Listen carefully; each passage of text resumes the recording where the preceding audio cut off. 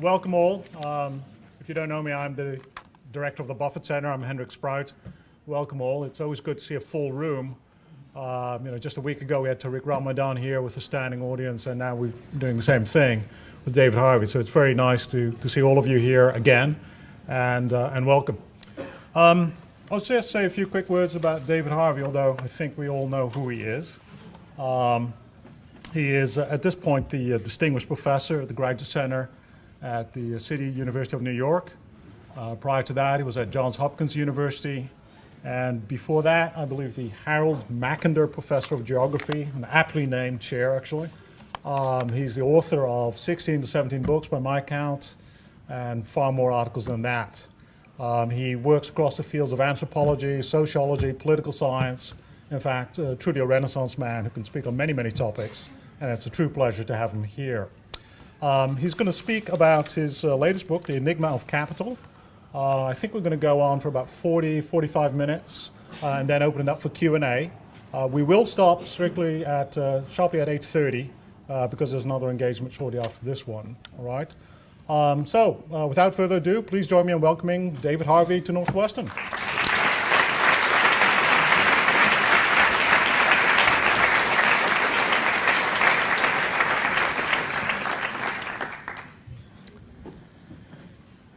You know, one of the things I like to do when I write a book is to ask the question, what can I say about something or a situation that other people are not saying?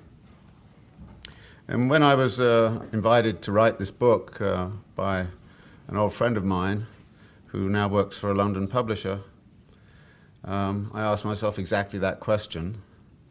And actually it turns out it's not too hard to do that because A, I'm a Marxist and there aren't many of us around, and B, I'm a geographer, and actually as a Marxist and a geographer you sort of reduce the possible perspectives, rival perspectives, to a very, very narrow group of people. So I set out to do it that way, and the center of it was really crude in when I read the following incident, which I really liked a lot. When Her Majesty the Queen went to London School of Economics to open some building somewhere,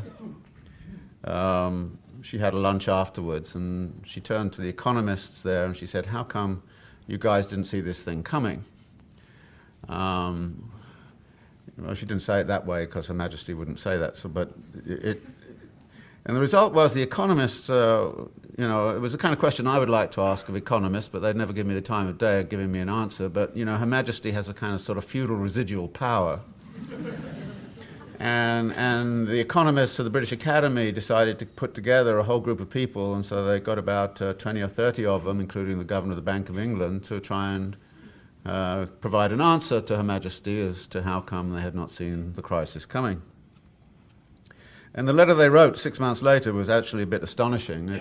The gist of it was that they had all been working extremely hard on understanding various aspects of the system, and they had worked through very rigorously what had been happening.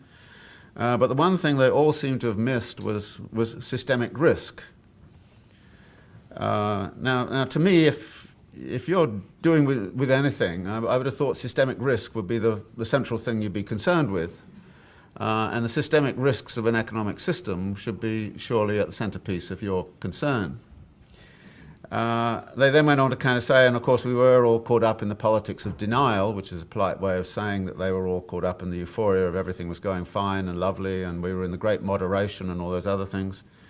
So I thought, well, I'd try and help them out with systemic risk, which, of course, in my language means the internal contradictions of capitalism. So I thought I'd write a little book to give them some instruction on how the internal contradictions of capitalism produce crises periodically, and what those crises might look like, and how going into them and coming out of them has a certain kind of dynamic. Now, it turns out that just recently the International Monetary Fund issued a big report on the question of systemic risk, and it said, well, the study of systemic risk is in its infancy, we have a lot of work to do, we're really beginning on it now. And then the former chief economist of the World Bank said, well, don't expect anything fast because, you know, this sort of thing takes an awful lot of time to work out. So I was very gratified when I actually got rather a nice review of the Enigma of Capital in the IMF House Journal. So, and I thought, well, actually I am going to save them a lot of time. And the guy kind of said, well, you know, the arguments here are rather interesting and we should pay attention to them. And it ended up saying the following: do I buy his argument? No, not yet. Would I buy this book? Definitely. And I thought, well, you know, that's a pretty good endorsement coming from the IMF. On the other hand, I also thought getting a good endorsement from the IMF suggests I've done something terribly wrong. And this is made even worse by the fact I got not a bad review in the Financial Times. So I'm beginning to get seriously worried, but for various reasons, and I can understand this, I'm getting worse reviews from the Marxist left than I am getting them from organizations and institutions like that. And I think I'll try and explain a little bit why. Now, in setting this up, I wanted to try to look at a whole set of ideas, and one of the ideas which is central to the book is the idea of what you might call moving around, the moving around of the crisis. And there's moving around in a double sense. That is, a crisis which has a certain configuration at a certain historical moment gets resolved, but in being resolved, it actually generates the next crisis, which has a different appearance. And so the relationships between the crises and the dynamics of the crises become very significant. The crisis also gets moved around geographically. And it's very interesting, in this country, of course, we're still sort of fussing a great deal with the nature of this crisis, but China, of course, has been growing at around 8 or 10%. Argentina is growing at 8%. In many parts of the world, people kind of say, well, there was a little bit of a problem, and then we went through it, and we're out of it, and we're on our way. And I think the centrality of the crisis here is best recorded in just a couple of, I think, very important facts. The first is that the IMF and the ILO produced a joint report the other day on the employment problem, and they said, well, in the advanced capitalist countries, the net job loss at this time is something like 15 million, 7 million of it in the United States, and another 3 million of it in Britain and Spain alone. So the unemployment situation is highly concentrated, and it's highly concentrated in the United States. The second thing is that if you look temporally, the last few recessions in the United States have been followed by what are called jobless recoveries. And this is very unusual. Usually when you come out of a recession, jobs sort of come back, but in 1991-92 they didn't come back very much at all, and they didn't come back after 2001-2002. And this time it's even worse because it looks like not only are jobs not coming back, but even more jobs are being lost. So this suggests that the United States in particular is a very parlous state right now. And therefore there is a geographical concentration of the problem here, which preoccupies us in ways which it doesn't preoccupy people in many other parts of the world. Any country that is heavily reorienting to the China trade these days is doing fine. Australia, for example, has been booming along, hardly felt the crisis because it's providing raw materials to China. Much of Latin America has come out of it by providing raw materials to China. I mean, some of the environmental consequences of turning most of Latin America into one sort of vast soybean plantation is really serious, but on the other hand, economically, they're coming out okay. So when I talk about the moving around, I think you sort of look at that. But then even geographically, when you look at the history of the crisis, you see that the epicenter of it was the southwest of the United States and the housing market there, and also in Florida and a little bit in Georgia. I mean, yeah, there's a foreclosure crisis everywhere, but actually those are the big centers of it. And those big centers are having very, very hard time recovering. I mean, sort of Nevada, Arizona, Southern California in particular. But it was this sort of geographical concentration of the subprime lending, reckless and predatory behaviors and all the rest of it, which actually then sort of got into the financial system and went viral inside of the financial system. But then the financial system sort of, when it went global, as it did after the Lehman collapse of September 2008, sent out kind of a whole bunch of kind of effects, varying a great deal from some German banks who'd been silly enough to invest in collateralized debt obligations and things of that sort, and municipalities in Norway or whoever had invested in it. If the banking system had not invested in it, the banking system was relatively untroubled. So that, for example, the Canadian banking industry has been relatively untroubled through this whole thing. The Indian banking industry has been relatively untroubled through this whole thing. And of course, India is also growing at around 6 or 7% right now. And East and Southeast Asia was not bothered by it. And here's an interesting kind of thing which kind of geographically looks very, very significant to me, which is that the crisis of 1997-98 was very much focused on East and Southeast Asia. Now that very nearly went global, very nearly. And it was just about stopped in South Korea by getting together of the US Treasury and the IMF and World Bank and everybody who kind of prevented that crisis going global. Now, the nature of that crisis was those countries were caught with very little reserves to deal with a speculative attack. And in effect, as they came out of the crisis, which they did by exporting to the United States, so they started to take measures to try to make sure they never got hit by a speculative attack like that again. Because in effect what happened is speculative money withdrew. It was a highly debt-leveraged economic situation in many of those countries like Thailand and Indonesia and all the rest of it. Industries couldn't roll over their debt and so went bankrupt. In came foreign capital, particularly from the US and Europe and Japan, bought up those industries, waited for 2 or 3 years for things to recover, then sold them back at an immense profit. In other words, people made a load of money out of the East and Southeast Asian crisis, and a lot of that money went to Wall Street, a lot of it went to Japan, and a lot of it went to Europe. Now this time around, however, they have the surpluses, and they deliberately cultivated the surpluses. So when the mess started, they were in a much better position to deal with this. So their response was simply, well, okay, we have the surpluses, we're not going to be hit this way. So they have come out of it fairly fast. And in some ways, you can almost view this crisis as payback time from East and Southeast Asia. I mean, I'm quite serious about this. I mean, it sort of has that flavor to it, that they're now in a position to come out of this and at the same time put the fires under the United States and keep the recession going here full blast. So that's what I mean about moving around. It's moving around geographically like that.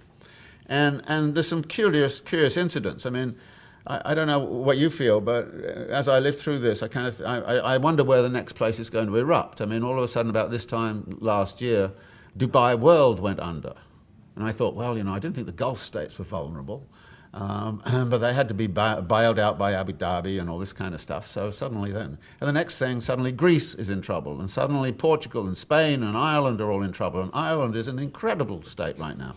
And it's so interesting that 5 years ago, the main buyers of condominium spaces in Manhattan were Irish.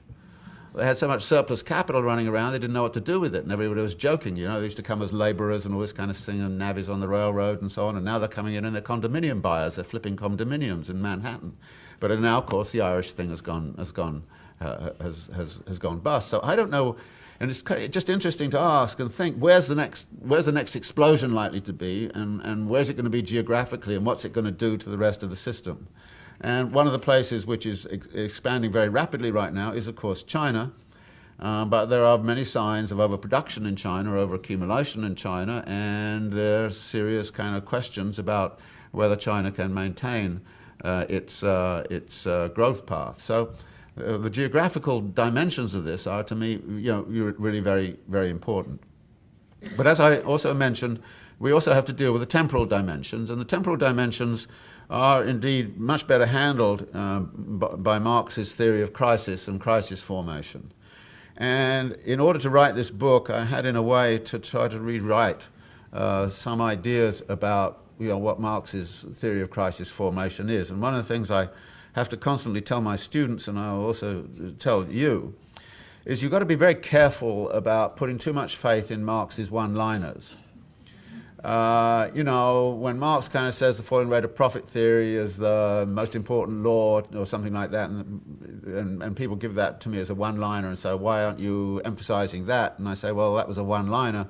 Elsewhere he said something like, well, it's not really a law, it's a tendency, or it's a law of a tendency, or it's a tendency of a law. And then he kind of says, there's a lot of counteracting influences, and when you count them all up from everywhere, you find actually there's so many counteracting instances, you wonder whether the law will ever work at all. So you have to look at what Marx does, rather than what those one-liners. And in looking at what he does, and this is, if you like, one of the things that's come out of teaching Capital all these years, I'm very familiar what he does. And the Marx Project, which I now kind of think of as putting Volume 1 lectures online, we're now gearing up to put the Volume 2 lectures online.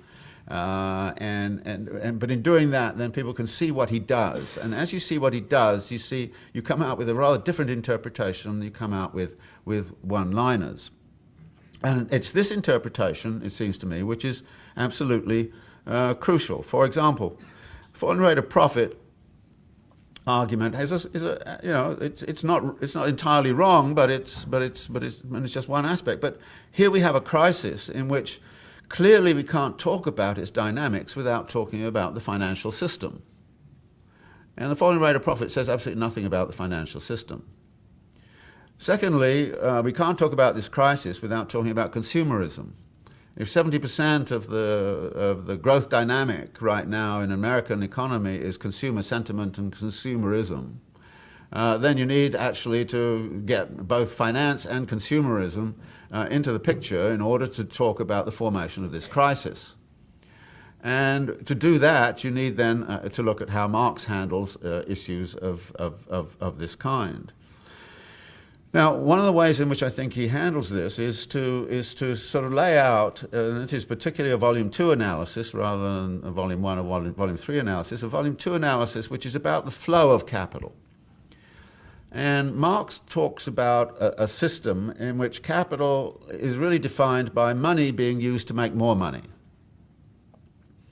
And there are various ways you can make more money. I mean, there are all kinds of illegal ways you can do it, and we've seen a lot of that, of course, through what I call accumulation by dispossession, through all these foreclosures and all the rest of it, a lot of illegal practices and so on. But a healthy capitalist economy is presumably one where you can, make more money legally by going through the market. And so what Marx does is to set up a way you can do that. Now, you can do it a variety of ways. I mean, you can just have money, you can lend it out for interest, you can get land and you can rent the land out, or property, or you can get assets, or you can rent them out or something like that, or you can gain intellectual property rights and charge royalties for their utilization, those kinds of things. But the way Marx sets up is that, well, a healthy capitalist economy is one where it's going to be expanding through the exploitation of living labor in production. And the system he sets up is really very simple. Money is taken into the marketplace where it buys two kinds of commodities, labor power and means of production. Those two commodities are then brought together in a labor process under given conditions of organizational power and also given technologies. And that labor process then produces a commodity which is sold in the market for more money than you started out with. I mean, that's the standard, if you like, sort of argument. Now, if you look at that system, there are a number of things you can say about it. The first thing is its continuity is terribly important. If it doesn't keep on going, flowing very far, then there's a crisis. Any blockage in that system is a crisis. And Marx, in many parts in the Grundrisse and also in Volume 2 of Capital, says these blockages are points of crisis, potential points of crisis. So the continuity is fundamental. And you can see that actually in all sorts of ways. I mean, you look at the impact, for instance, of 9/11. I mean, I was living in New York. All movement stopped. The flow stopped. Nothing seemed to be happening. And within 4 or 5 days, Giuliani was coming on television and saying, for God's sake, get your credit cards out and get back in shopping. You know, you go around Broadway, there are all these shows, and there are empty seats, and the restaurants around. Go on out and have a good time, you know. Get the economy moving again. And Bush came on television in an collective ad for the airlines saying, for God's sake, get back and start flying. So and you remember when the Icelandic bankers took revenge by erupting a volcano, you know, and what impact that had upon I mean, billions were lost, right, over all of that. So the continuity is terribly important. The second thing is the system has to expand. That it has to grow. There's more at the end of the day than there was at the beginning of the day. And for certain reasons, there's an interesting point about what do people do with the profit they got at the end of the day? Do they spend it like you and I might do and have a good time? Or are they forced by certain features to reinvest part of it? And the answer is, yeah, they have to reinvest in order to remain capitalist. And I won't go into exactly why. It's a simple story and there's a complicated story about that. But the result of this is that capitalism is about growth. It's always about growth. It always has been. And the data show that since around 1750 or 1780 or whenever, capitalism has grown at the rate of something like 2.25% per annum, okay, at a compound rate. Compound rate, that's a crucial thing. It's a compound rate of growth. Now, actually, if you go to the financial press right now, people kind of will go on and kind of say, well, things are pretty sluggish if they're 2%. You know, this evening I saw something where it said, well, economists have downgraded their forecast of the growth of the US economy. It's down to about 2.7%. It was 3.2%, and this is getting bad when it's 2.7%. So there seems to be a minimum growth rate of around 3%. Which is acceptable, and people feel happy if you're growing at 4 or 5%. And in the history of capitalism, there have been periods when it's been growing in aggregate at 4 or 5%, as it did in the 1950s and 1960s. Other times when it's been 0%, as in the 1930s and as it was in 2008. So there's lots of differences, but 3% compound growth is, if you like, a basic kind of rule which seems to govern the dynamics of capitalism. Now, 3% compound growth has certain implications. When you're talking about 3% compound growth, when capital was constituted by what was going on in Manchester and Birmingham and a few other hot spots in, say, 1750 or 1780, that's one thing. But you're now talking about compound growth on everything that's going on in Europe and North America and Japan, most of what's now going on in China, a lot of what's going on in India and Indonesia and Eastern Europe and Russia, Latin America and all the rest of it. I mean, 3% compound growth on all of that starts to look more and more stressful and more more And actually, if you sort of say to yourself, can we have 3% compound growth forever? You start to say, well, that just doesn't make sense. And in monetary terms, the global economy right now is around $55 trillion. 3% compound growth means that you've got to start thinking about finding new investment opportunities for something like $1.5 trillion right now, going up to $3 trillion by the time you get to sort of 2030 or so. So you're really looking at having to find profitable investment opportunities for more and more money. And there is what I call in the book a capital surplus absorption problem. How are you going to actually find places to put that are profitable? And one of the arguments I would make is if you look back over the last 30 years, you would see actually some very interesting signs that capital has been having real difficulty in doing this in productive kinds of and meaningful ways. So you start to get, investment in assets, and so you get asset bubbles, and so you start to create fictitious markets in which all kinds of money can go in and start to, and every time something comes along, somebody uses it an opportunity to create a fictitious market. I mean, Al Gore's great gift to humanity was to say, well, okay, there's a climate change problem. How do we solve it? We create a market in carbon trading futures. What? Yeah, I mean, it has no impact whatsoever on the environment, but it's a great new market, and of course you can start to invest in derivatives of the market and futures in the market. So, and it's already quite strong. The futures, carbon trading futures market in Europe is already quite strong, quite big. It'll soon become huge. And these markets start to circulate vast amounts of money. For instance, in 2006, if you add up all the currency swaps and the credit derivatives and all those kinds of things, the amount of money circulating in those markets was over $600 trillion. $600 trillion in a world economy which is only producing $55 trillion of goods and services. And you know, and I would occasionally meet one of these bankers in one of these bars in Manhattan, and I kind of say, you know, how does that all compute, you know? And they kind of say, oh, well, don't worry. There's only about 10% liabilities in that $600 trillion. And I say, oh, is that also $60 trillion of liabilities against $55 trillion of total output? Yeah, well, it really is. Very comforting, thanks very much. And so you have these, but the thing is that people are extracting real wealth out of those markets. I mean, 2 years ago, about 5 of the hedge fund people drew $3 billion out of the market. You know, George Soros was one of them, John Paulson was another. And $3 billion personal remuneration in 1 year was extracted from playing in those markets. And this is real social power, and we can of course see how that real social power is being used politically right now in the current election. You can absolutely see how it is absolutely swamping the electoral process, and of course it's buying political power, buying political influence, and all the rest of it. So over the last few years we've seen these sorts of markets forming, and we've seen all of these asset bubbles jumping up. You know, I mean, for a while it was the dot-com bubble, and then when that crashed, it became the property bubble. Now, the thing about asset markets is they have a Ponzi character without a Bernie Madoff at the top.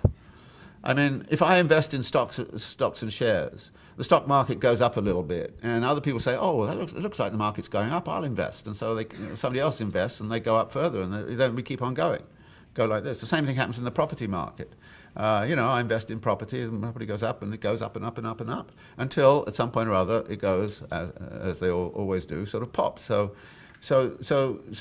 what we've seen, I think, is a real difficulty of absorbing the surplus in meaningful ways. And this comes out in other peculiar instances. For example, in the world of consumption, you know, one of the things that Marx does a lot is to emphasize, particularly in production, is the notion of turnover time. He doesn't really emphasize the turnover time in the world of consumption. But I think actually that's been a very, very important variable which has to be paid attention to. For example, I'm still using my grandmother's knives and forks from about 1850. Now, if capital made things like that all of the time, where would its market be? So capital over time has specialized in making things that break down and fall apart and don't last, and also, of course, innovates in such a way as to render almost instantaneously obsolescent whatever it is you have. I mean, how many times have you changed your computer in the last, 10 years? And you get your iPods and your iPads, and they you drop them and they fall, So there's an incredible kind of speed up and turnover in consumption, to the point where actually one of the things that suddenly struck me is really very interesting point, is that Guy Debord wrote The Society of the Spectacle back in 1967. And one of the points there is, this is becoming a society of spectacle. But the great thing about a spectacle is it's instantaneously consumed. So actually urban life has been built more and more around the notion of the spectacle. And therefore we're constantly involved in more and more, caught up in the spectacle, even to the point where we get so absorbed in it that we become the spectacle. I mean, you only got to look what's going on Facebook and seeing everybody's kind of becoming a spectacle to everybody else. So the spectacle becomes very, very significant. And you look at something like, you say, look, for example, at the amount of money and resources that are being spent on, saying, the opening ceremonies of Olympic Games, and you go back and you look, okay, and they become more and more spectacular over time. And vast amounts of money and so on are put into just creating this spectacle. And of course, the interesting thing about nearly every city that's ever run these things is they go bankrupt afterwards. Los Angeles didn't, but it's no accident that Greece has gone bankrupt, actually. I mean, the Athens spectacle and the Athens Olympic Games was supposed to have helped Greece immensely. It didn't help it at all. And so, if you like, the consumerism and the spectacle are going together. So social life and political life and daily life has been changing dramatically, partly in response to the need to accelerate turnover times, not only in production, but to accelerate turnover times in the world of consumption. Now, what I said earlier was that capital moves things around temporarily from one kind of crisis to another. The way I look at the situation today is very much impacted by the way in which I interpret the crisis of the late 1960s, early 1970s. The big crisis was really, global crisis was the 1970s. What was the problem then? The problem, fundamental problem, as I define it, is that labor was too powerful.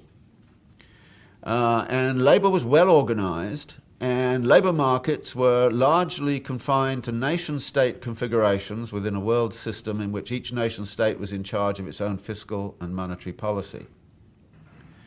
And what that meant was that social democratic parties, socialist parties could push for political power, and they could use that political power to gain in the social wage as well as the kind of real wage, So labor was getting more and more powerful in the 1960s, 1970s within that framework of nation states, which were fairly confined. Now, as we went through the 1960s, there were various attempts to solve that problem from the standpoint of capital. One of the big attempts was to loosen up immigration. And it's a bit astonishing now, given all the way we find ourselves looking at the immigration problem through the public, public perceptions. What we look at is sort of well, these immigrants are a problem. But back then, you find the French government was actually subsidizing the import of Maghrebian labor. The Germans were bringing in the guest workers from Turkey. The Swedes were bringing in people from Yugoslavia and Portugal and all the rest of it. And the British were drawing on their empire. And of course, in this country, in 1965, you had this very far-reaching sort of rewriting of immigration law, which allowed US access to the world global labor reserves. Now, that didn't work too well, so you had to do something else. And so you get this crisis of the 1970s, which arises out of the fact that it looks like, what sometimes the Marxists like to call a profit squeeze. Labor was getting too much of the pie. And not only was it getting it was also getting politically powerful. And the capitalist class decided to try and break the power of labor because, so there was, if you like, a campaign that developed in the 1970s to do that. Now, how did they do that? Well, one of the ways was, in fact, to go global. And to do that, however, you had to set up a financial system that could shift money around the world with relative fluidity and relative ease. And again, the literature back in the 1970s is really very interesting. When you're reading it about financial services in the 1970s, people were talking about something called financial repression. Finance was so regulated, and it was so, interstate banking was banned in this country, at that time. And the banking, so everybody's kind of saying there's something really wrong with the financial structure. Not only can't we move, is it difficult to move money around within the United States, it's difficult to move it around internationally. So you start to get a huge kind of push to reform and deregulate the financial system, which begins to set in during the sort of 1970s, and it continues up until the point of about the mid-1980s with the unification of the global stock markets in what's called the Big Bang in 1986. So you liberate the financial institutions because you need them to be able to sort of shoot the money around the world. And the result was the financial institutions connived at the deindustrialization of the United States. I mean, all that deindustrialization that occurred in the 1980s, with so on, well, it was facilitated by Wall Street and facilitated by the financial institutions. And of course, as they're liberated, they get a great deal of possibility and they can start to invent things and innovate and all this kind of stuff. And so we get to the point where infectious greed and irrational exuberance, as Alan Greenspan called it, sort of take over the whole kind of financial system. And that actually then is the core of one of the big problems that started to emerge in the late 1990s into today. So we got out. One of the ways, one of the revisions of the whole structure of how global capitalism was working required liberating finance to the point where finance could become hegemonic, dominant, and ultra greedy as well, and no question about it. What this also was associated with was the breaking down of nation-state barriers. What globalization did, of course, was to break down trading barriers so that you could start to talk about the global car and the global television set and all those kinds of things. And along with that, there came sort of other innovations like containerization and so on, which allowed movement of goods and services around the world much more easily. So this is, if you like, another aspect of the reform. So labor is weakened by the fact that its protective cocoon of the nation state is no longer able to protect it. It can't assemble power inside of that as easily, and it cannot exercise influence upon the social wage in the same way that it once did. Now, on top of that, you then have the direct assault upon labor. So you invented people like Margaret Thatcher and Ronald Reagan and General Pinochet and the Argentinian generals and all the rest of it to absolutely sock it to labor and destroy all the labor institutions which are likely to protect the social wage. So in effect, what happened was a crisis that was focused on the capital-labor relation because labor was too strong was resolved by the time you get to about 1980, by the fact that capital had access to all of the global labor reserves wherever it wanted to go. It could move around at ease, do what it wanted. And in effect, you move from a situation where labor was probably too empowered for the good health of capitalism in 1960s, early 70s, to the point where labor is unempowered. And in fact, capital is too empowered right now relative to labor. Now, what this does is to say that nobody in this crisis, as far as I know, has actually said, well, the problem is greedy unions. You know, I mean, nobody's saying that. But that was the chorus that was there in the 1970s. You know, so you know, if you like, the dynamics of the thing have changed, but you can see how this crisis is flowing out of the other one. Now, the result of this was you've got something in the 1970s onwards which is called wage repression. Wages are pretty stagnant because capital can hold them pretty stagnant. It has high unemployment, Reagan recession, 10% unemployment, same bit in Britain and much of Europe. So wages are pretty stagnant and there's no increase in wages. The result of that is that the share of wages in national income is declining. And it's declining in all of the advanced capitalist countries. And interestingly, the data on China show it was been declining in China since 1980 or so. So labor has less and less money. And then the big issue arises, well, who's going to buy the product if labor doesn't, if labor doesn't have it? Well, the answer was, well, the financial system can assist them by letting them go into debt, encourage them to go into debt. And of course, what we then saw was the huge increase in household indebtedness, a tripling of household indebtedness from 1980 to around now. And you dealt with the problem of effective demand in the market by kind of saying that the gap between what labor's getting and what it can purchase is going to be covered by increasing resort to credit financing of consumption. But if you've got two graphs, one is flat and the other's going like this, at some point or other the tension between them gets too great and it pops, you know. So, and that of course is one of the things that's hit right now. So there's a big problem of keeping demand going. Now, the theory has always been that capitalists, when they're given money, a lot of money, as they were given under the Reagan tax reform and all the rest of it, and as they got out of the fact that labor was in a repressed condition, the capitalists would invest. But invest in what? Again, the question here is not investing in something socially useful, it's investing in something that's profitable. So where were the profits to be had? Well, initially, yes, they could be had in production because wages were low. But a lot of money starts pouring into production, and after a while, competition starts to become significant because you've also broken down nation-state barriers not only to financial flows, but also to international competition. So you move from a situation of monopoly power in the 1960s, and there are books being written about monopoly capital in the 1960s. The official thesis of the French Communist Party was about we were in a stage of state monopoly capitalism in the 1960s.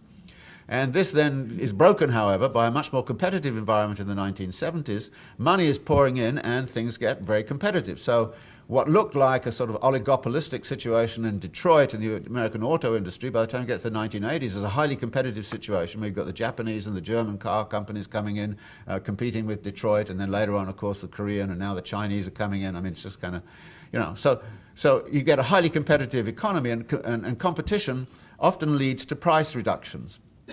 And price reductions mean profit margins go down. And the result is, the 1980s, you get a very peculiar economy. You get a low-wage, low-profit economy.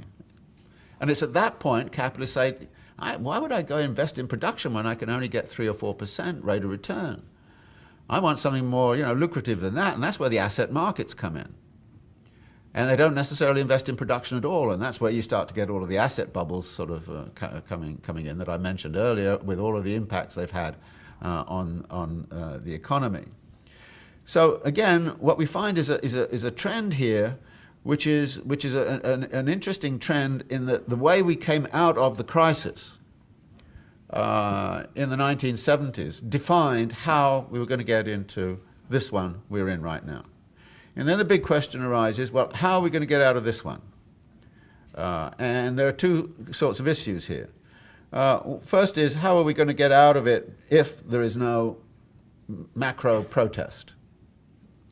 Well, one of the things that's happened, of course, is that the banks have been bailed out. Now, this is actually exactly what has been happening all along. In the Mexican debt crisis of 1982, Mexico was about to go bankrupt. If they had gone bankrupt, they would have defaulted on their debts, and their debts were held by the New York investment banks. In other words, if Mexico had declared bankruptcy, the New York investment banks would have gone under.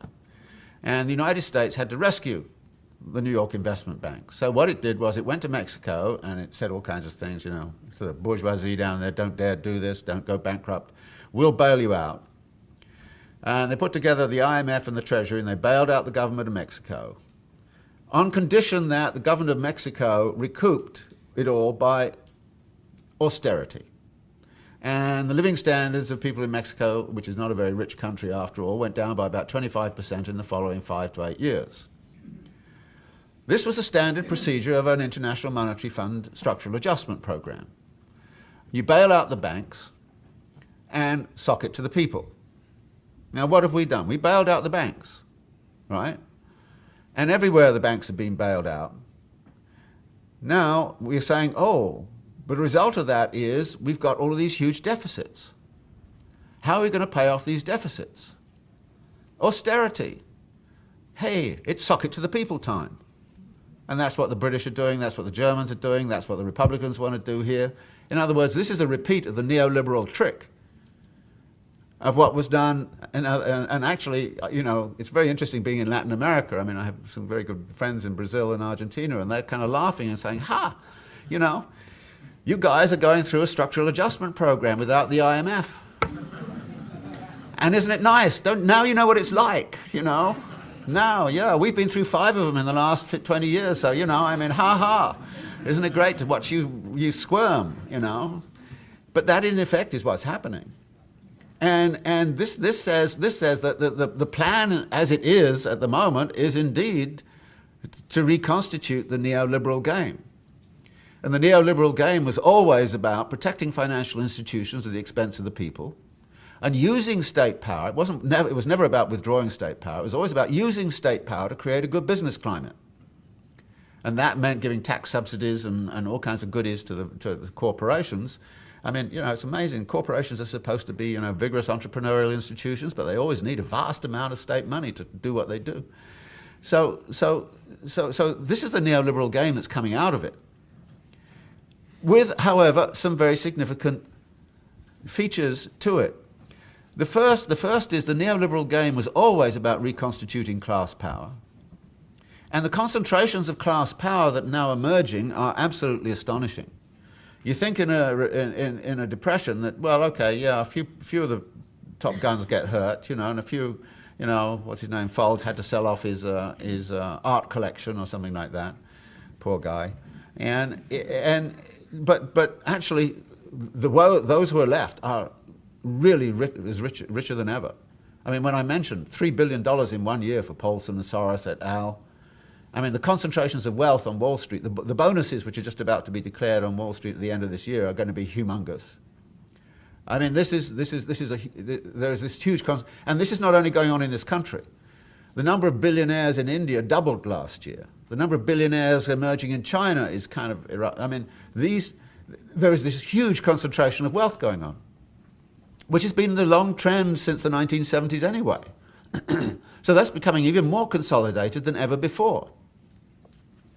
So that's the second thing, however, is that we were always told over these last, 20, 30 years, Margaret Thatcher and everybody else always kind of said, well, a free market always produces a result which is to the benefit of all. Didn't Adam Smith say that, after all? I mean, Adam Smith only said it in one line. Again, careful about the one-liners.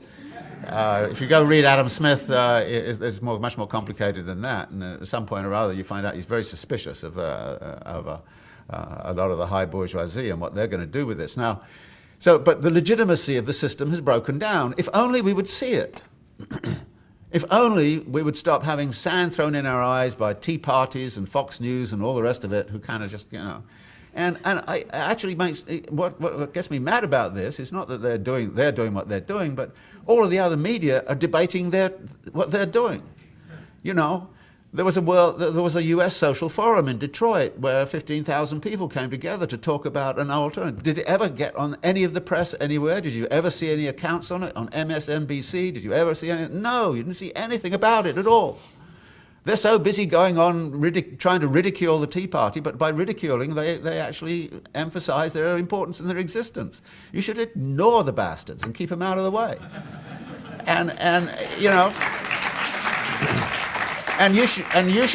We should be talking about the alternative, which then comes back to the whole kind of question of where's the resistance, where's the outrage, where's the organisation to say this shall not be? And this also gets back to something much broader, which is what forms of organisation can actually take up this kind of question of trying to do something in relationship to that compound growth that cannot go on forever for environmental and social and political and all kinds of other reasons. In other words, there's a huge kind of problem which needs to be addressed. And one of the things it seemed to me very important was to sort of start to say, look, we have to think about that and start to articulate what the alternative might look like, some alternative might look like. And we have to actually think in organizational forms which are going to address the nature of the problems that we really face. But there is not, as it were, right now, the outrage there, and I think that this is one of the things that outrage has to be connected to analysis. In fact, the way in which outrage has been channeled into the Tea Party is is really extremely interesting, because it seems to me there has to be an alternative way to channel outrage into an outrage against capital. I mean, if you talk to the ordinary people in the Tea Party and say, are you in favour of the immense fortunes being built up on Wall Street? Are you in favour of the immense fortunes of those people who are funding almost everything? And are you in favour of Rupert Murdoch's immense fortunes and his power? The answer would be probably not. So how come, you're in this kind of political world? I mean, there's a thing here where we have to connect some analysis, but the analysis is not there either. And this is one of the things that I was really trying to remedy in the Enigma book, is to say, look, there is a way of creating an analysis of this, which talks about the dynamics, explains why this has been going on, not just simply now, but it's been going on for a long time. And there is a theory of crisis formation and crisis resolution which you can look at, and there's a history of it and a geography of it, which is explicable. And therefore, when we start to look at that, there's a way of taking that analysis and starting to incorporate it into an understanding of what the nature of the problem is. In exactly the same way that the economists, when they replied to Her Majesty, said we were not aware of systemic risk, we have a whole population that is totally unaware of the systemic qualities of what capitalism is about, and therefore cannot locate the problem in relationship to capitalism. And it's very interesting, where a lot of the preliminary surveys on those people who've lost their homes and been foreclosed, who do they blame? Themselves. Well, that's a good neoliberal trick. Personal responsibility. And to a degree, we've all become neoliberals now because we believe that crap. And we have to stop believing in it, and we have to actually say, there's a systemic problem here. And the systemic problem requires systemic solutions. And there's absolutely no attempt to do so, in part because the politics of this country are completely dominated by what I call the party of Wall Street, which is as deeply implanted in the Democratic Party as it is in the Republican Party. And the party of Wall Street effectively dominates discourse and dominates the political process. And therefore, most of us are unrepresented in terms of our wants, needs, and desires. And that is one of the things that needs to be remedied. Now, the other thing is there are, of course, many, many movements around, all over the place. And one of the things I did at the end of the book is to start to talk about them, you know. You know, there's an autonomista movement, there's an anarchist movement, there are the traditional kind of left, you know, revolutionary communist parties, there are the NGOs, there are all these sorts of configurations. And when you look at it, you see a sort of a chaos of movements, many of which are extremely conflictual, and many of which have certain commitments to organizational forms. And one of the criticisms I would end up with, and I didn't say this as explicitly as I should have done because I've been criticized for what I wrote in that chapter, and I've now decided, well, I better counterattack. And the main line of counterattack is to say, look, I think there's a fetishism of organizational form out there. There are groups out there who kind of say, the only organizational form is one that is democratic and horizontal. And you kind of say, yeah, fine, okay, how are you going to deal with global warming that way? How are you going to deal with, you know, sort of major problems of SARS epidemics or something like that way? Don't you understand that actually in order to do that, you need to actually contemplate that you need hierarchies somewhere in the thing? You can try and democratize the hierarchies, but imagine that, you know, and the other extreme, you find yourself, you know, talking with the Revolutionary Communist Party who insist on as a vanguard party, and it has to be the proletariat in motion. And you kind of say, well, you know, the proletariat has changed. It's not where you think it is. And the whole concept of the proletariat needs to be, you know, rejigged and changed. And I've always had a problem, actually, with the Marxist definition of the proletariat because, you know, it's always about factory labor, and I'm always interested in cities. And I kind of say, well, the workers who build cities are as important in this as the workers in the factories. And actually, if you look at revolutions like the Paris Commune and all those kinds of things, who was involved in it? Well, it wasn't factory labor. It was many of the workers building the cities. And actually, it was so interesting. The first two measures of the Paris Commune, one was suspension of night work in the bakeries, which is a labor question. The other was moratorium on rents, which is a living place question. And I kind of say, well, you know, the unity of those two is absolutely fundamental. So a revolutionary movement has to be actually prepared to think about all those forms of labor which are now not being, you know, difficult to represent and difficult to organize. I mean, we work a little bit with Right to the City stuff in New York, and, you know, groups in New York, for instance, domestic workers. How do domestic workers get organized? And what's that all about? And can you use a sort of traditional, you know, National Labor Relations Board kind of model of organizing? No, of course you can't. So you have to think about doing something radically different in terms of the mobilization of populations. And therefore, one of the things we need to do, and I think from all organizational perspectives, is to sit back and say, how good is my organizational form in relationship to the nature of the problem which we need to address? And just by asking that question, get a little bit more flexible instead of kind of saying, you have to be my organizational form or I'm not going to talk to you. I mean, I get, you know, a lot of that. People don't like what I said about their organizational form. I'm critical of all of them to a little bit. I'm supportive of all of them and critical. But no, if you're a little bit critical of them, no, you're the enemy. You're a secret Stalinist or you're a secret something else. You know, I mean, you know, amazing the words you get from the left as soon as you depart from their favored organizational form, I can tell you. But it is a fetishism of organizational form. And it's like kind of pretending you can solve the problems of a heart attack by, I don't know, putting somebody's finger in a splint. I mean, it's just about as so the left has to actually start to think about what it is doing and why it's doing it and the way it's doing it. And there's a certain urgency, I think, to this task.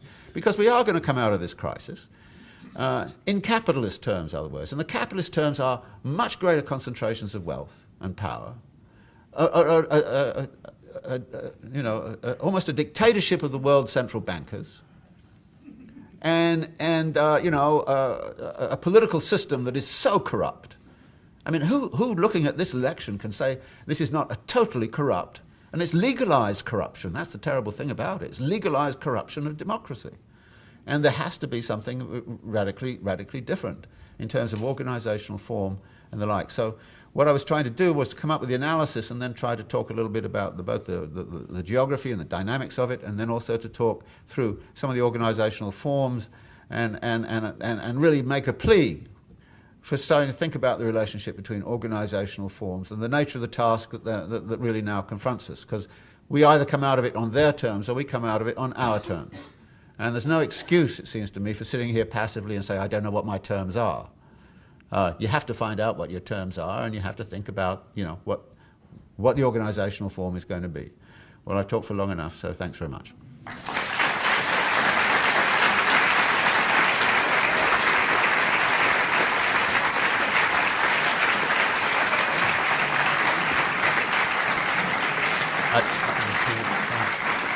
I think we have half an hour for discussion, I think, right? We've got about 30 minutes. We don't have microphones circulating, so if you have a question, please be succinct and very clear and loud. And David's going to field his own questions. As I said, we do have to stop exactly at 8:30. I'm going to take them in a bunch of threes. I can just about remember three. So, yeah, 1, 2, 3, yeah. Is capitalism in crisis, or is it not? That is, it is a diminishing rate of profit. It's been a continuous crisis of the last 2 generations at least. Then how can it be that the accumulation of wealth in the hands of the few accelerates all the more, and the power of capital over labor increases? Is it triumphant, or is it in crisis? So there were two here. Okay.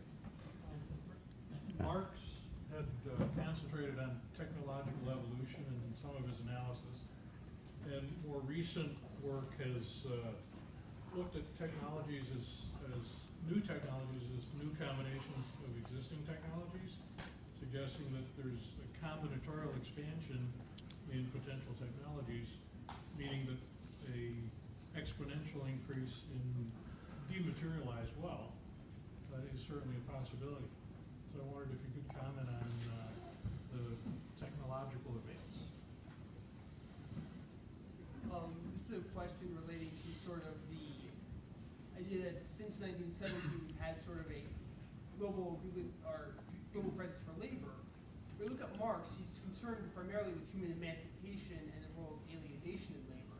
Mm-hmm. Given that that's not a problem that was resolved in the 70s, and that the expansion of global wealth has brought a tremendous improvement in living standards in the third world, could we not see sort of the movements of global capital since 1970 as an emancipatory project that bet one-sidedly because of the nature of capital? Okay, let me combine the first 2 questions.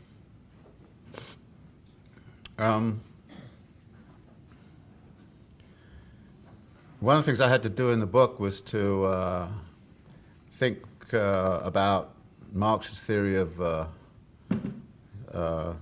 social change, the dynamics of economic and social change. And again, I used my understanding of what he does as opposed to the one-liners. And what he does is to suggest, and the way I represented it was to say, look, there are 7 moments in the social process. One is about the relation to nature. Another is about the nature of technology. And then there's social relations, and then there's production, there's daily life, there's mental conceptions of the world, institutional arrangements. And all of these hang together as a totality, and all of them co-evolve. And if you look at the dynamics of the transformation from feudalism to capitalism, what you'll see is a movement across all of those dimensions. The relation to nature was fundamentally reconfigured. Technologies, obviously, and social relations and mental conceptions, all of them changed dramatically, as did daily life.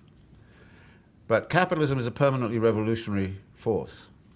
And if you think about the way in which all of those elements hung together, say in 1970, and how they hang together today in a particular geographical place, you would see a different kind of world.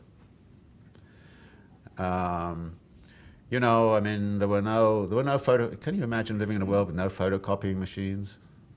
I mean, when you did your courses back then, you had a Roneo and you turn it around. Yeah, you remember, right? You turn it around and this horrible pink mauve kind of thing came out, and I had to run them off one by one. And of course no cell phones and all this kind of stuff.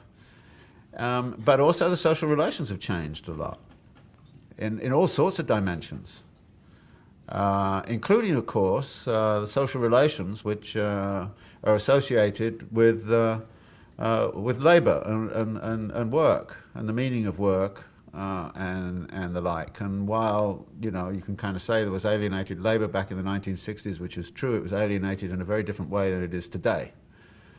The alienation today is very much more about insecurity, and it's all about repressions of various kinds. So it's a different kind of world, and you know, and of course the social solidarities which compensated in some ways for those alienations through, I don't know, even trade union organization and institutions of that kind are no longer as powerful and significant as they once were. And there have been dramatic transformations in technology. I mean, when I was reminded of this a couple of weeks ago, I was in Baltimore and I met a steel worker who was employed at Bethlehem Steel. There are now 2,500 people employed at Bethlehem Steel. Back in the 1960s, there were 37,000. And you know, we all know what that has meant in terms of you know. So yes, there are transformations in the form that alienation takes and the like. But what this also suggests is that technology and technological configuration is only one dimension. I mean, and there's this tendency to think of Marx sometimes as emphasizing the technology, the technological dimension, and often the one-liner is the productive forces, revolutions in productive forces, you know, are at the root of history. Well, if that's the case, how come the chapter on machinery and modern industry, where Marx talks about the way in which capitalism defined its own technology, comes at the end of the story, not at the beginning? In other words, in the 17th century, capitalism was erected, as he says, on the basis of feudal technologies and organizational forms. In other words, capitalism was already there on the basis of that technology. But it reached a limit in terms of that, and it had to therefore redefine the technological mix which was distinctively its own. So then the chapter is, you know, that long chapter is about how it did that, which is then also about transforming mental conceptions. So that, for instance, the word technology or industry in the 18th century was associated with art. So you'll find arts and industries kept together. There's a metro stop in Paris called Arts et Métiers, you know, but then it became technology and science, and this became, you know, the technological moment is just one moment, and the notion of co-evolution becomes therefore very, very important, and therefore that leads me in at the end to talk about a co-revolutionary movement from capitalism to socialism or communism or whatever. In other words, you cannot imagine a revolution which is going to be simply on one of those dimensions. It has to be on all of those dimensions, in institutional arrangements, daily life, and all the rest of it. And there's no one single major problem in the world right now that doesn't require all of those elements to be revolutionized in some way. You think of climate change. You want to do something about climate change? Everybody says, oh, it's a technological fix. Well, actually, no. You can't deal with that without changing daily life. We have to change our daily lives. Now, nobody wants to change it. They say, solve this climate problem without changing my daily life. Impossible. Okay? Change social relations. You know, change production systems. All the rest of it. You've got to change all of those elements. So I started to come up with a co-revolutionary theory and say a social movement has to grasp a revolutionary theory. Now, this brings me back to the first question. Is capital in crisis? There's a difference between is capitalism in crisis and are the capitalists in crisis? And actually, capitalists very frequently get themselves into a configuration where, acting in their own self-interest, they are prepared to actually crash the whole system. And Marx recalled several moments where that's the case. I mean, the chapter on the working day is one of them, but also, you know, some of the stuff about environmental degradation is also there. In other words, capitalists don't necessarily act in such a way as to preserve capitalism. And of course, one of the things that happened back in the 1930s was that actually a large segment of the capitalist class got behind the idea of actually transforming the system to save capitalism. And they realized they had to give up something in order to do it. Right now, we are in exactly the opposite situation. As I see it, it's not only individual capitalists are basically prepared to crash the whole system in order to try and preserve their own particular wealth and power, but factions of capital are prepared to do that. And you see that, I might think, most clearly in terms of the dynamics of Wall Street. Wall Street folk, believe they're entitled, think they do fantastic things for everybody, although I have to tell you, living where I live, I occasionally come across a drunk banker in a bar in Upper East Side, and one the other night actually started crying, and he looked at me and said, "It's all fraud, it's all fraud." I wish I could get him on tape, you know. So your question is a very appropriate one. For them, for George Soros, this is not a crisis, you know, and for John Paulson, this is not a crisis. This is a great opportunity. They're racking it up. Now, Soros is an interesting character because he does see that there's a real systemic problem, and you've got to try to save capitalism in order to, you know. So in the long run, he is concerned about that, but the rest of them are not. So right now, you can kind of see this systemically that capitalism is likely to change its spots. Now, capitalism is in crisis in a variety of ways. For example, the whole kind of the fiscal stuff right now is really pretty hairy. And I think they are prepared to continue to create more and more fictitious capital for precisely the reason that real production is not terribly remunerative. So we could move into a world in which they sort of, and you know, there's this. It's very interesting. Giovanni Arrighi always used to use this Brodelian view that there are three levels. There's the market level, and then there's daily life level, and then the capitalists are in the attic almost, sort of playing games up in the attic. And they're not about the market at all. They're just about simply gathering wealth and power. And it looks to me actually we're more and more like in that kind of model. That actually we try and live our daily lives in a situation where the market is supposed to be acting to the benefit of all, whereas there are these people up the top who are actually manipulating pretty much everything they want, including information, including political process, as well as the market. So I think the question is a good one. Who's in crisis? Well, you know, there's a lot of people in this country in crisis. There are people who have come out of crisis. In say China, where you know, if a lot of peasant populations have been incorporated into the labor process, they went through a real problem at a certain point, and there was this crash in China, and then they've come out of it a little bit, and now, of course, there is this very interesting moment where, for whatever reason, the government is either prepared or feels forced to tolerate strikes, and is actually contemplating a very Keynesian move, which is to re-empower labor by raising wage rates. And so wage rates in China have been shooting upwards with an interesting kind of corollary, which is that it's offshoring out of China now. Jobs are going out of China to Cambodia, and you can kind of say, well, that's liberating Cambodia in a certain kind of way. And yeah, there's a sort of a joke, and there's about you know, there's only one thing worse than being exploited, and that's not being exploited. And I kind of, you know, there's that kind of dynamic, and there's always this problem about, you know, the dynamics of capitalism. And I don't think that capitalism has historically been all bad at all. It's created a situation of a sort where we can actually construct something which is radically alternative. And the big question is, why aren't we doing it? Yeah, one. Two. Let me get one, two, three. I wanted to make a quick aside about your comment of fetishization among a lot of left groups. Renato Adler wrote a funny article in about 1967 or 68 about the New Left Convention. It was here in Chicago. It's the exact same thing. Yeah.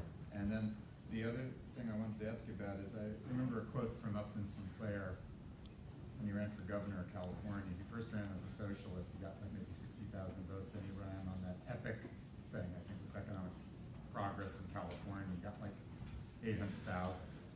And he was saying that, you know, Americans are never going to accept socialism. Right. The label it as Right. such. So I was hoping that you might make some comments of how you can deal with those sort of confirmation biases and fundamental attribution errors Right. that are, you know, Right. okay, our elites have sold all the jobs off, you know, to China, cheap labor, cheap resources, so who do we blame? The impoverished Mexicans that are dispossessed because of NAFTA, you know, who come here just right. for the jobs that none of us would take in a heartbeat. Sorry, who was next? Yeah. From everything you've said, I'm going to say that capitalism is going to come out of it. And the reason I asked that is when you mentioned Origi, if you go to Manny Wallerstein, he said in the 70s the system was going down the tubes. And it does seem, at least to some of us more pessimistic than you, it is going to go down the tubes. And sort of a related question, since none of us have the ear of Wall Street bankers except when they're drunk as skunks at a bar. There are a number of, you know, what we might call the left bourgeois economists that have alternative answers. For example, when you shared a platform with Galbraith not too terribly long ago, that the whole system is a Ponzi scheme because of illegal greed. And then you get even better one. Krugman was bad regulators, and with Wright, we need more consumption. Now, these ideas are just as silly as God knows what. But, you know, my question is, given the fact that the bourgeois economists have no more clue, Marxists do, why do you think we're going to get out of it? Why do you think we're not going down the tubes and going down big? You know, I always thought the definition of the working class as being doubly free was better than working in industries. But that said, it seems to me that we need a new, the thing that made the industrial working class a good, you know, good job, pay well, and all this was a series of labor movement in the 30s and 40s and all this. But so it seems to me we need a new labor movement today. What do you think of the prospects of this? You know, international free of the Democrats, like that could actually, you know, turn the poor low-wage jobs that we have now into good jobs. And just real quick, you didn't mention kind of the difference between Wall Street and Main Street, right? You kind of brought that up. And it always seemed to me that I've always been suspicious of how much of a division there really is between those. It always seemed more of a symbiotic relationship. So what do you think about that? Well, it's symbiotic as far as my pension fund is concerned, yeah. You know, I listen to the news and I rub my hands with glee, and then I think about my pension fund and go, oh God, you know. So yes, I mean, I think one of the reasons I like Marx is he deals with roles rather than persons, and of course we take on many roles, but I think the analysis would work with roles. I think there is a lot of discussion. I mean, one of the things that came out of the U.S. Social Forum, I didn't manage to get there myself, but I gather that there's a lot of interest now in how to organize, you know, home care, work, how to organize domestic workers, restaurant workers. In other words, there's a lot of interest right now. I mean, I hate the term, but in Europe they like to call it the precariat. And I don't like it, but you see what they mean. It's people who are in part-time, insecure jobs which are spread-eagled all over the place, and, you know, I mean, organizing a factory is, you know, workers pouring out of the gates one thing, but organizing, but there is a lot of interest in that. And I know that some of the regular unions have tried. I mean, SEIU has, for example, tried to get into that field. So I think there are new models, but it cannot be traditional union for a variety of reasons. So most of them tend to call themselves human rights organizations. But the problem with that is at some point or other they need some assistance, and they then become an NGO, and revolution by NGO is a non-starter in my view. And I, you know, some of the people I work with is a guy called Max Rameau who works for Take Back the Land, who kind of says, well, the most revolutionary thing we could do is disband all the NGOs, and then we'd have a real revolutionary movement on our hands. But so I think there are issues of that sort. I think the question of, you know, capitalism is thing that strikes me is, and actually, again, reading Marx in terms of what he what he actually says in terms of his analysis, it's remarkably flexible and adaptable. And I was ruminating on this when people start to talk about a financial crisis relating to when people want to talk about an environmental crisis, for example. Historically, capitalism has encountered many phases where people kind of said, there's a scarcity in nature, it's all over, the Malthusian story is coming in, it's all over. But historically, it's been very, very fast to adapt. And I think its adaptability is something that, again, the left has not really very well thought through. You very often find the left kind of organizing around a problem that's already gone away, already disappeared, or organizing around a model, which is where I come back to the kind of question of the sort of factory labor kind of model of organizing. So I don't share the view that it's going down the chute.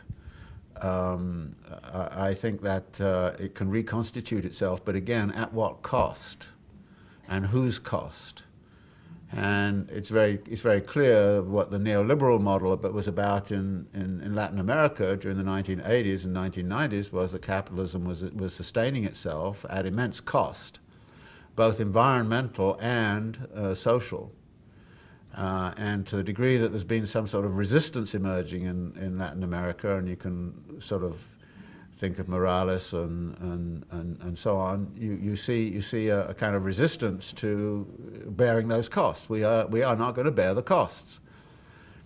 And how that's going to work out, who knows, and whether that can be co-opted into, and that's the other thing, the way in which capital can take what looks like a resistance movement and turn it into something which is part of its own dominant praxis is also very very sophisticated. But again, I think this has to be understood in terms of that dynamics of what I was talking about. There's different moments of social change which are integrated into the co-revolutionary process, which constitutes a capitalist society. So I don't share the view that it's all downhill. Now I forgot, what was the other one? About the bourgeois economists. Oh, the bourgeois economists. Well, I mean, what's interesting, actually, if you look what Krugman was writing about, say, 10 years ago and what he's writing about now, and some of them have turned turtle about things, Jeffrey Sachs, who obviously wants to be Mother Teresa or something. And he turns around and kind of, tries, having screwed half of the world, he now wants to try and rescue the other half. So Stieglitz likes to sort of hunt with the hounds and run with the hares and all this kind of stuff.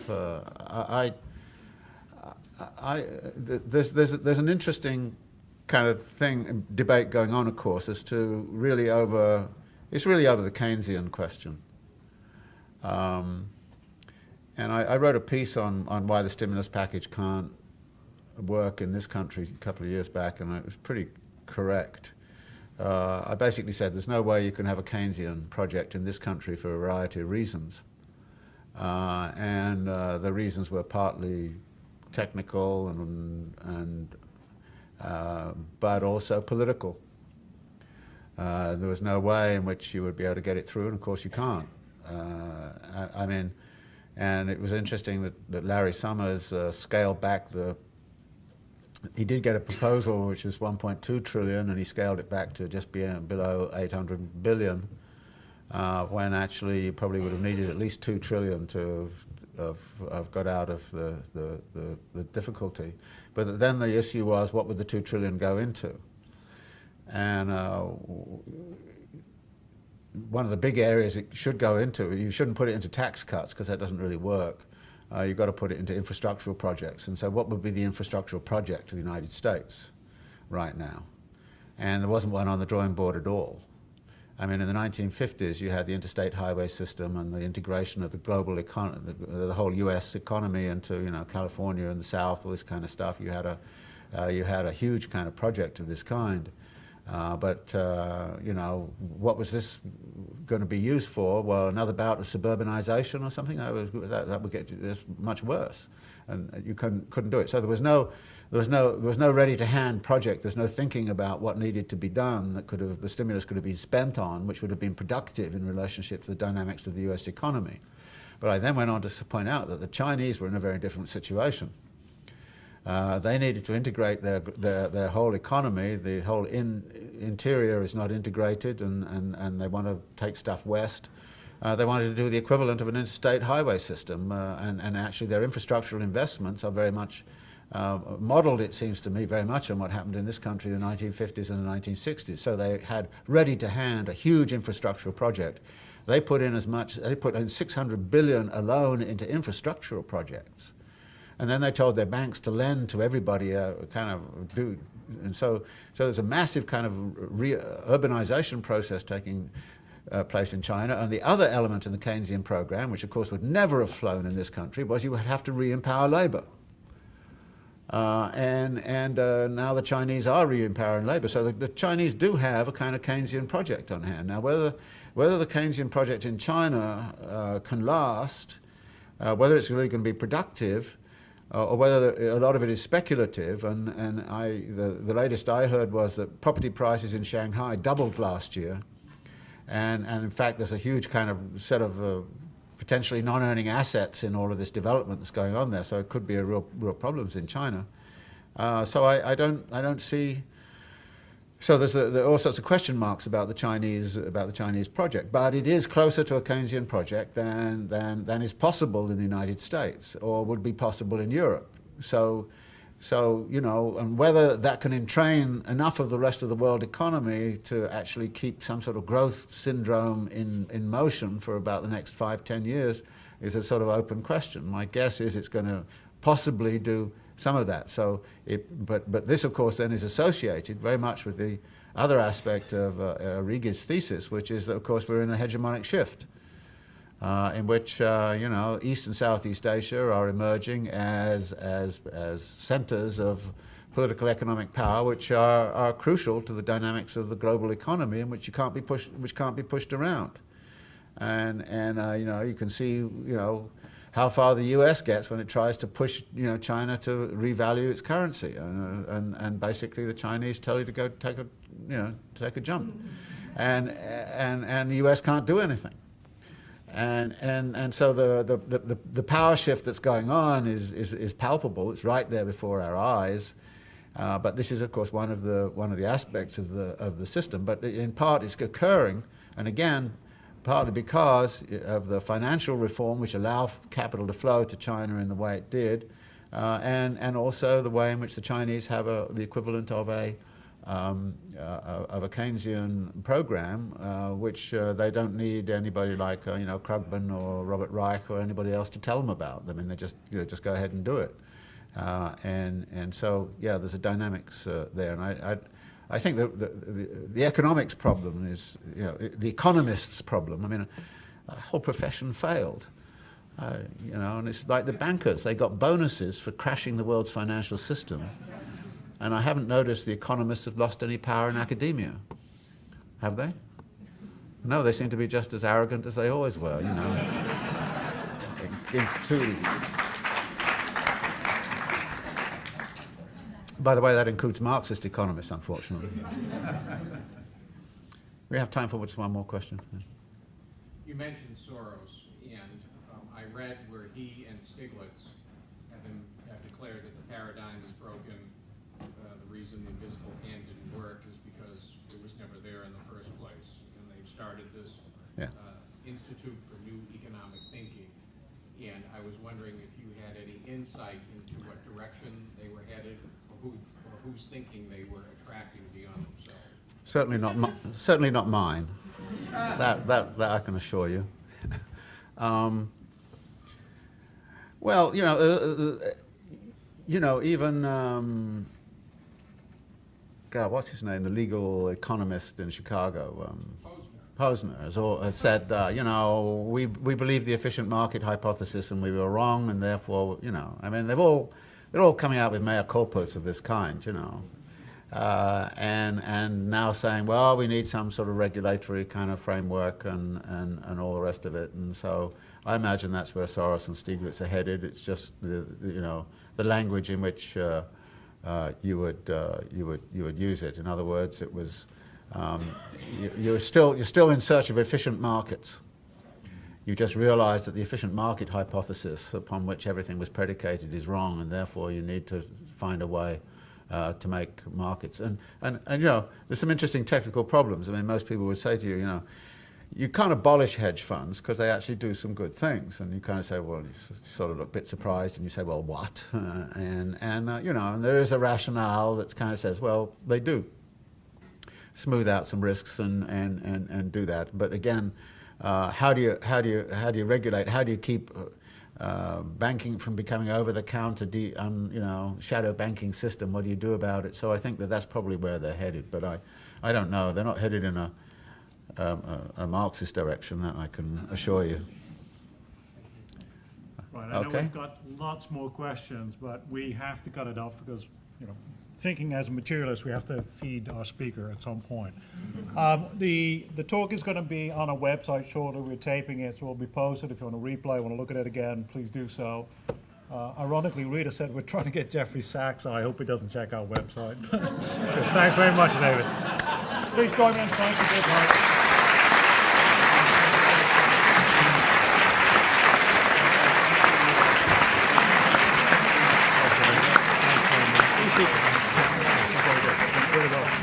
Is that yours or is it? No, it was